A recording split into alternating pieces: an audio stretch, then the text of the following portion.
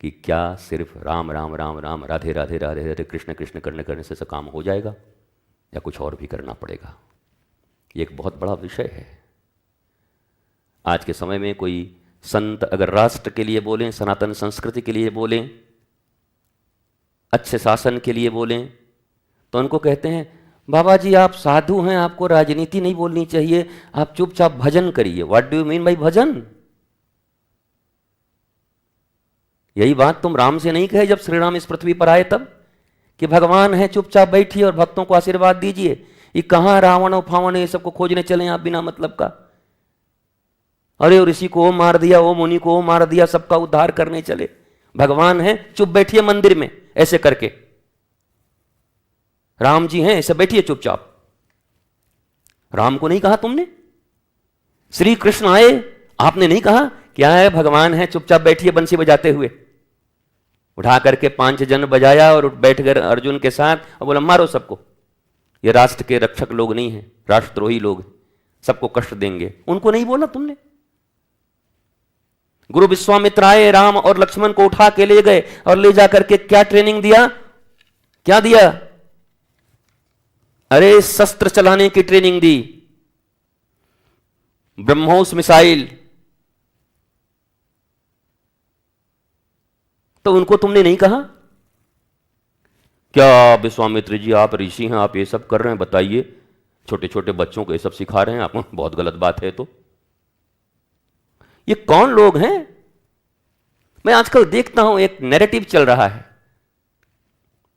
ये बाबा जी कुछ नहीं बोलते, खाली राम राम करते हैं, श्याम श्याम और राधे राधे करते हैं, बड़े अच्छे।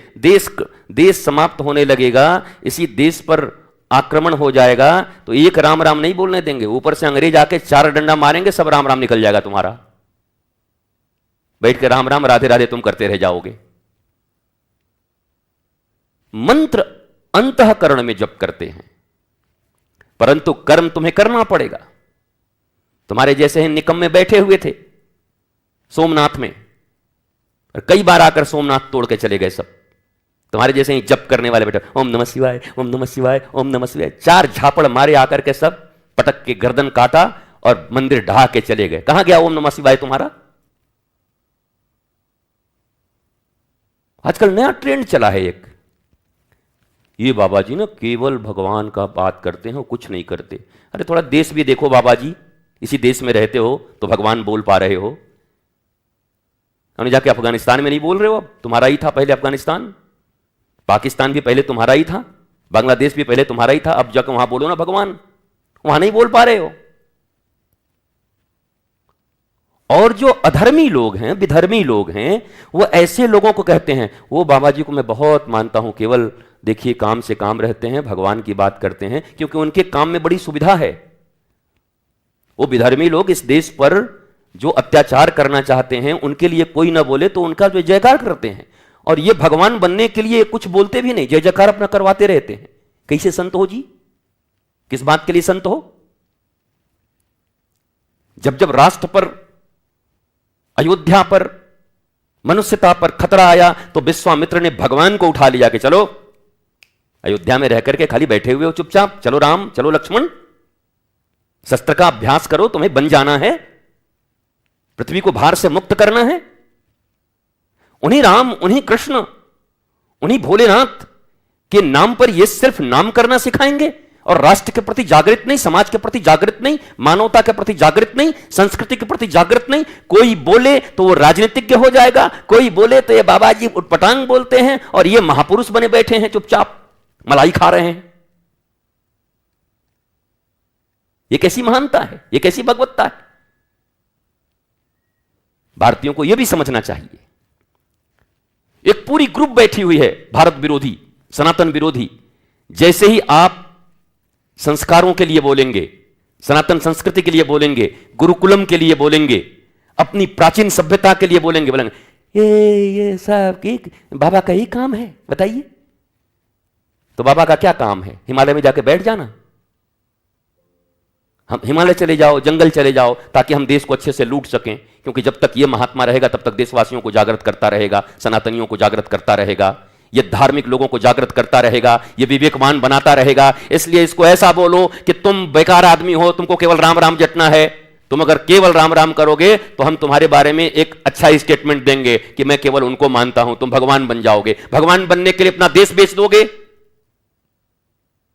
संस्कृति बेच दोगे, राष्ट्र बेच दोगे, मानवता को राक्षसों के हवाले कर दोगे। ये कैसी भगवत्ता है तुम्हारी? कौन से भगवान हो तुम? साधन भजन संतों की आंतरिक चीजें हैं। कोई साधन भजन करके ही संत बना होगा, अहर्निश नाम जप किए होंगे। और अजपा जप समझते हो? अजपा जप, जो जप के बारे में बोलते हैं, अजपा जप के बारे में तो सुने होंगे। अजपा जप, जो जप जैसे सांसों के लिए तुम्हें परिश्रम नहीं करना पड़ता। सांस लेने के लिए परिश्रम करते हो, ए भाई रुकिए भाई सांस ले रहे हैं, हाँ अब बोलिए। सांस भी चल रही है, बात भी हो रही है, खा भी रहे हैं, दौड़ भी रहे हैं, सो भी रहे हैं, सांस चल रही है। सोते समय तो कोई परिश्रम नहीं करते होगे सांस लेने के लिए, तब तो सो गए, सांस कैसे चल रहा है? एक अजपा जप होता है। जप इतनी पक्की हो जाती है कि फिर अलग से जप करने की जरूरत नहीं पड़ती। जितने भी सिद्ध संत हैं, सांसों के साथ उनका जप चलते रहता है, अलग से उनको जप दिखाने की जरूरत नहीं होती। ये अजपा जप है। ये भारतीय सनातन संस्कृति, भारतीय सनातन धर्म इस बात की गवाही देता है, प्रमाण देता है। अजपा जप, उनकी समस्त साधनाएं मनुष्यता के लिए, प्राणियों के लिए, धर्म की जय हो, अधर्म का नाश हो, प्राणियों में सद्भावना हो, विश्व का कल्याण हो। यही तो है तुम्हारा सनातन संस्कृति, यही तो है सनातन धर्म। धर्म की जय हो, अपने भीतर में जय हो धर्म की, अधर्म का नाश हो। यह कौन करेगा? अधर्म हो रहा है उसके विषय में अगर लोगों को जागृत करोगे, बताओगे, हाँ ये तो राम, देखिए तो बेकार की बात करते हैं, चुपचाप राम राम रटिए लेकर के माला। राम राम रटिएगा तो हम भी आपकी बड़ाई कर देंगे कि ये महात्मा बहुत अच्छे हैं, बेचारे कुछ इधर उधर नहीं बोलते। वो भी चुप हो जाता है कि ठीक है भाई, इतने लोग अच्छे कह रहे हैं तो कुछ मत बोलो। अरे बाबा जी, जिस राष्ट्र में भारत माता की छाती पर बैठे हुए हो, उन भारत माता को कोई जंजीरों से जकड़ने के लिए फिर आगे बढ़ रहा है। अगर आज न उठे तो भारत माता के फिर टुकड़े हो जाएंगे। इसलिए संतों को उठना ही पड़ेगा और संतों को धर्म का जागरण करना ही पड़ेगा। ये एक तात्कालीन प्रश्न है और इसका उत्तर भी यही है। एक दूसरा विषय है, उस पर कल बोलूंगा। यह विषय बहुत विराट है, कभी फिर इस पर विस्तार करूंगा कि धर्म करना मना नहीं है। आप पहले आंतरिक रूप से सत्संग करें, श्रवण करें, मनन करें, चिंतन करें, गुरुदेव के प्रति समर्पित हों, आपका भजन चले, आपके नाम जप चलें, शौच हो, सब कुछ हो, सदाचार हो, पर साथ साथ सत्य में जीने और सत्य बोलने में कभी संकोच भी नहीं होना चाहिए। अपनी प्रतिष्ठा के कारण सत्य को हजम कर जाएं, ये तो संतत्व नहीं हो सकता। ये तो फिर प्रतिष्ठा की भूख हो गई। तो चाहे कोई कुछ भी कहे, कभी किसी को किसी ने अच्छा नहीं कहा इस दुनिया में।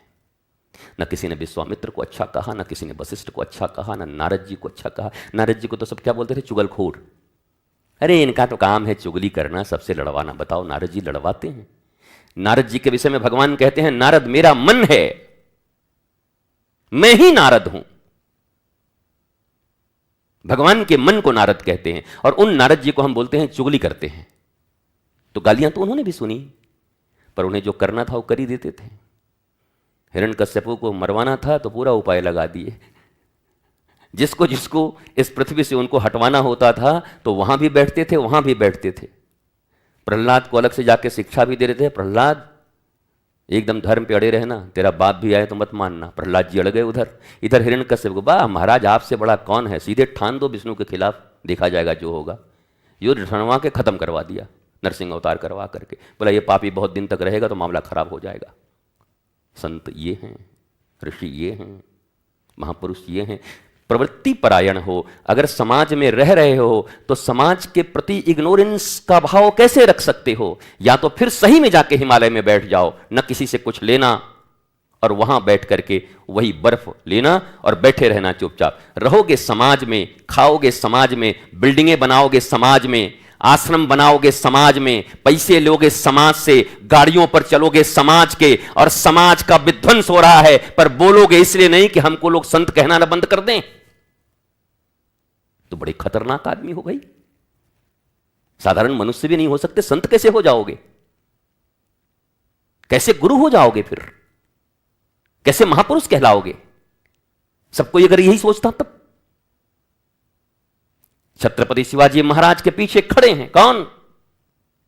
स्वामी श्री समर्थ रामदास जी गुरु रूप में, उनकी मां स्वयं खड़ी हैं।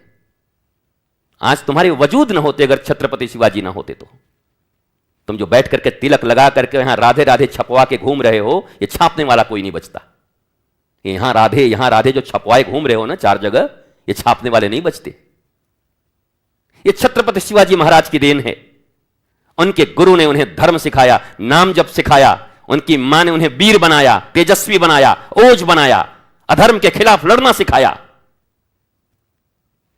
ये चले हैं देवो देवो आलसी पुकारा।